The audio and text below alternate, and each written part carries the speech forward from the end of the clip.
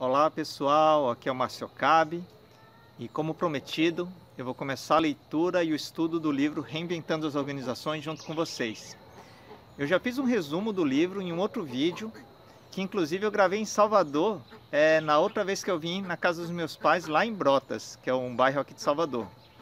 Agora eu vou começar a ler o livro mesmo junto com vocês, então quem não viu o outro link eu vou deixar na descrição, onde eu explico que o resumo do livro, basicamente, ele explica que as novas organizações que estão surgindo ao redor do mundo, que elas têm um novo modelo de gestão, ela tem 3 avanços muito importantes, que são a autogestão, sem uma hierarquia fixa, você trabalha com equipes independentes, com liberdade e com independência, autogestão.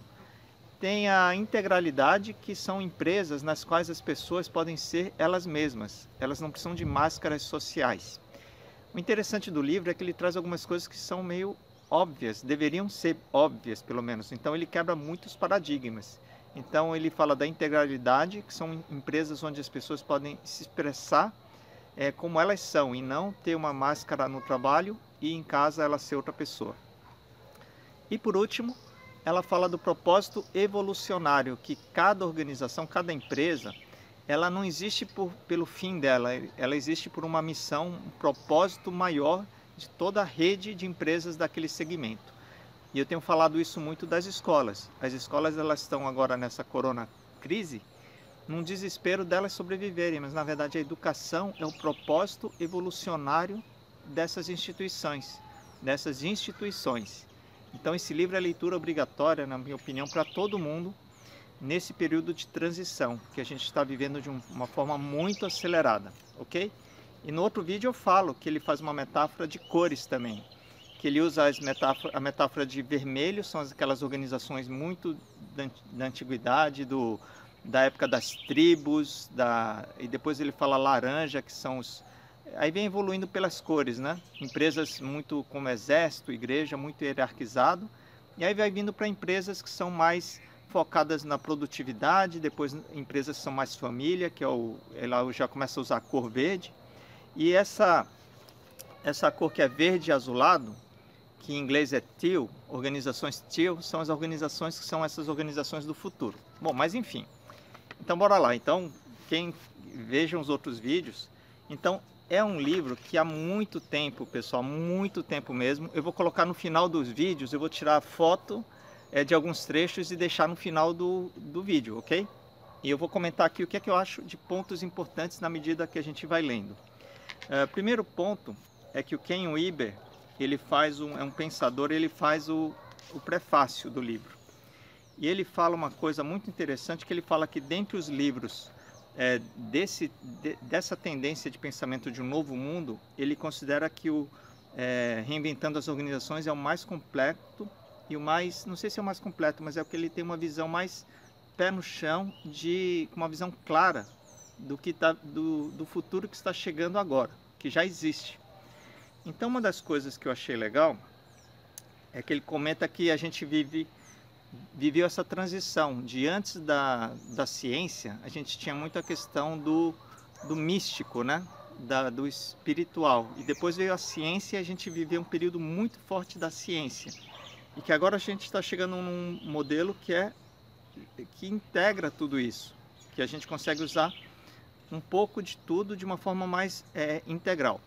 Mas uma coisa que eu achei legal é que ele fala que 2 a 3% das pessoas estão entrando em um outro modelo, que é um modelo que ele fala que, por alguma razão, são pessoas que estão acreditando muito na abundância, que era como, vou ler a frase aqui, era como se alguém tivesse colocado $1 bilhão nessa conta psicológica, e tudo que se quisesse fazer fosse compartilhar tamanha abundância. Então são pessoas como eu, talvez como você que acompanha, que acreditam que a gente está vivendo uma transição de um mundo de competição e escassez para um mundo de abundância. Então muito bacana essa colocação.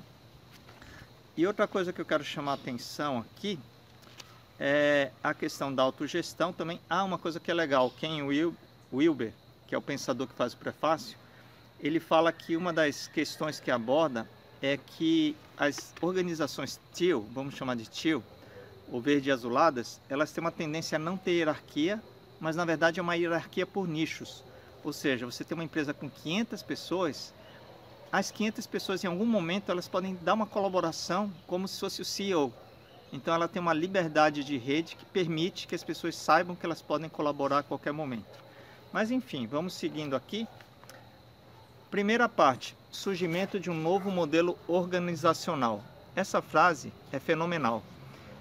Você nunca muda as coisas lutando contra o que já existe.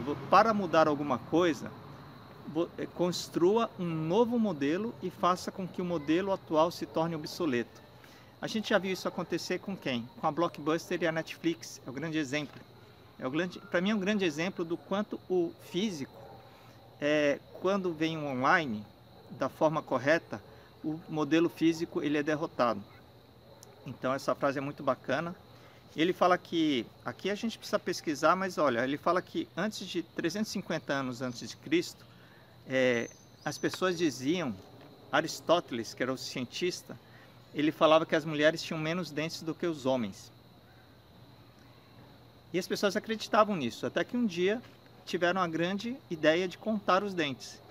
Então o que ele fala aqui logo no início do livro é que a gente tem um mindset, um modelo mental, uma mentalidade que quando vem algo muito novo, a gente tende a rejeitar.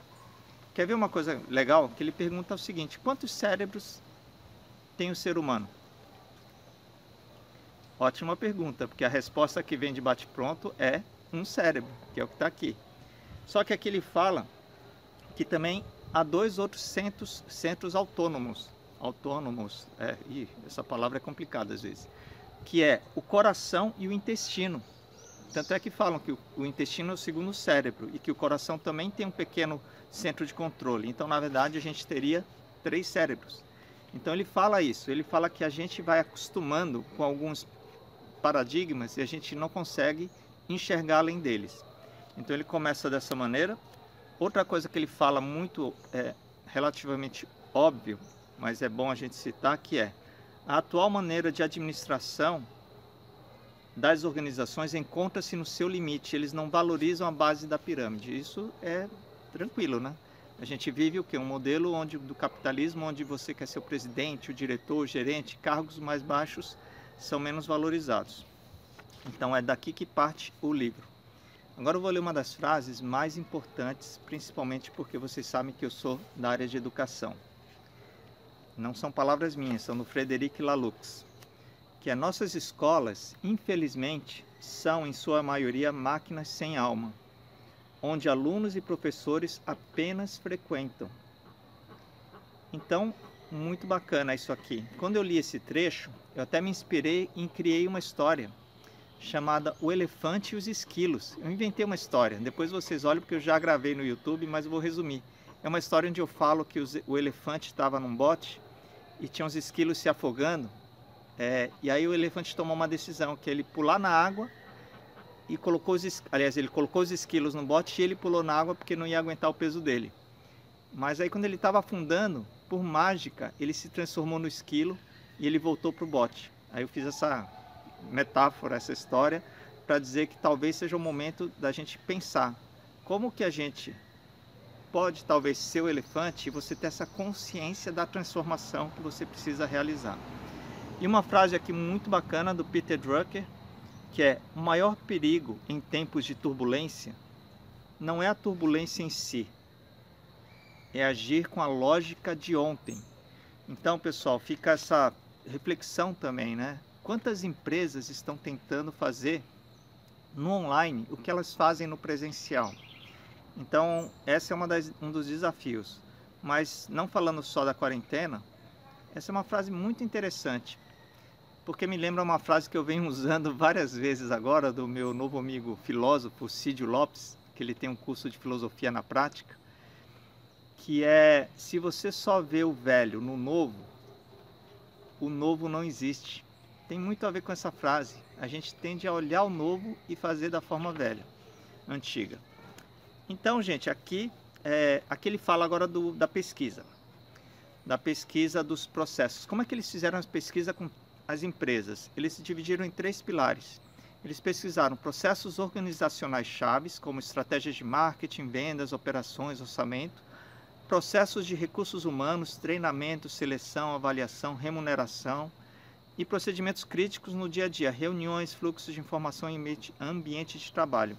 O que é que eles fizeram? Eles escolheram empresas e pesquisaram a partir de uma determinada ótica para ver como que elas fazem esses funcionamentos. Então, estou lendo junto com vocês, tá? Então, e para finalizar esse primeiro trecho, porque aqui agora vai começar a parte 1, aqui é só a introdução, tá, gente?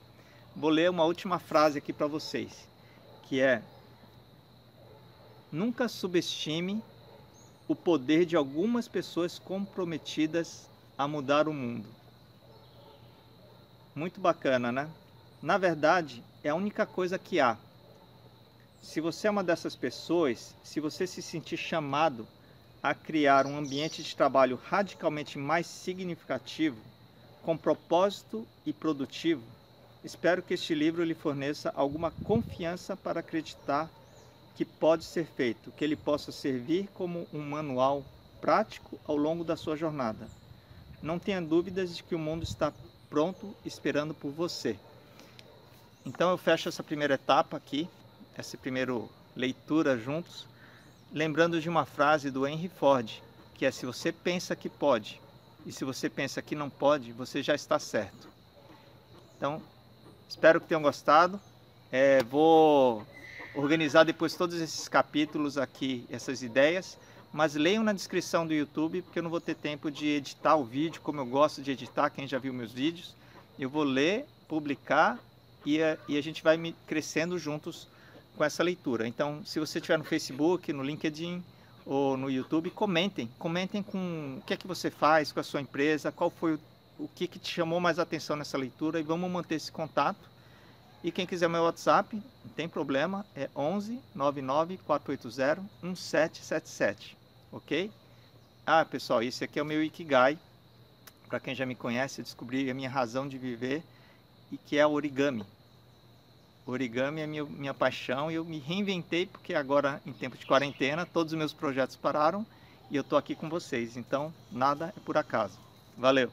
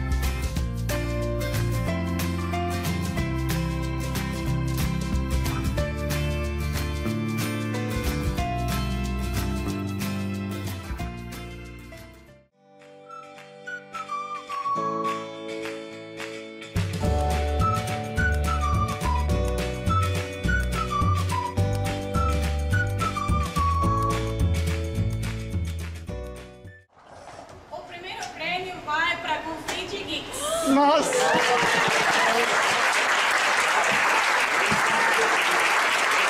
Papel milimetrado, e a ideia vai ser fazer ela dobrável mesmo, sair da chapa direto para a cadeira.